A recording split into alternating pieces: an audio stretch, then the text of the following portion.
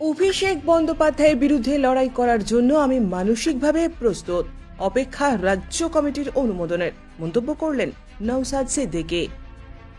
Diamond Harbour Lok Sabha কেন্দ্র থেকে অভিষেক বন্দ্যোপাধ্যায়ের বিরুদ্ধে ভোট ময়দানের লড়াইয়ের প্রস্তাব বারবার জানিয়েছে ভাঙড়ের আইএসএফ বিধায়ক নওশাদ সিদ্দিকী।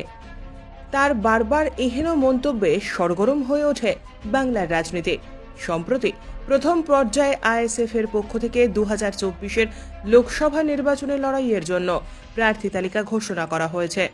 সেই তালিকায় নেই ডায়মন্ড হারবার লোকসভা কেন্দ্রের নাম কিংবা ভাঙড়ের বিধায়ক নওশাদ সিদ্দিকীর নাম।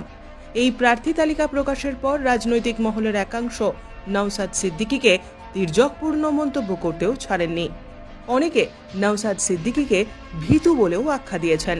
ডায়মন্ড হারবার লোকসভা কেন্দ্রে অভিষেক বন্দ্যোপাধ্যায়ের বিরুদ্ধে নওশাদ সিদ্দিকী দাঁড়ালে গো হারান হারবে, এমনটাই তৃণমূলের পক্ষ থেকে বারবার দাবি করা হয়েছে। কিন্তু সমস্ত জল্পনার ইতি টানলেন নওশাদ সিদ্দিকী। বৃহস্পতিবার দুপুরে দক্ষিণ 24 পরগনা মথুরাপুর লোকসভা কেন্দ্রের আইএসএফ প্রার্থী অধ্যাপক অজয় কুমার দাসের সমর্থনে কুলফির আইএসএফ এর দলীয় কার্যালয়ে কর্মী বৈঠক করলেন ভাঙড়ের বিধায়ক তথা আইএসএফ এর সভাপতি নওশাদ সিদ্দিকী।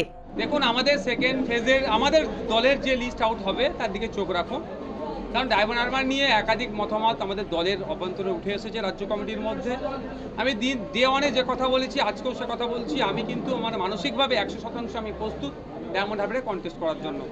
তো ব্যাপারটা হচ্ছে দলের অনুমোদনের অপেক্ষা।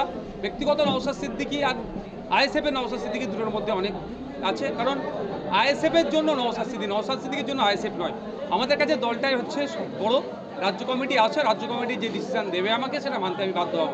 তবে আমি এখনো পর্যন্ত তাদেরকে বোঝাচ্ছি, এদের এখনো সাহস দিয়ে চলেছে, রীতিমতো এদেরকে সাহস জোগাচ্ছে।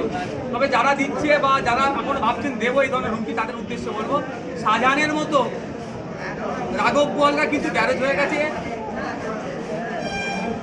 অনুব্রত বাবুর মতো বাঘেরাও কিন্তু গ্যারেজ হয়ে গেছে।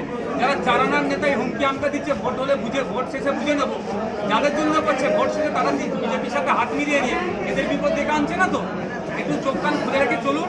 যারা এই ধরনের হুমকি আমটা দিচ্ছে তাদের বিরুদ্ধে যেমন আইনগত ব্যবস্থা নেওয়ার জন্য আমি অনুরোধ করবো। আমাদের বেশ কিছু কর্মী সমর্থকদেরকে ভয় দেখাচ্ছে সন্দেশকারীতে আমাদের যারা আছে, তো আমরা এই হুমকি চুমকিকে উপেক্ষা করে গণতন্ত্র রক্ষার লড়াই আমরা এগিয়ে যাচ্ছি।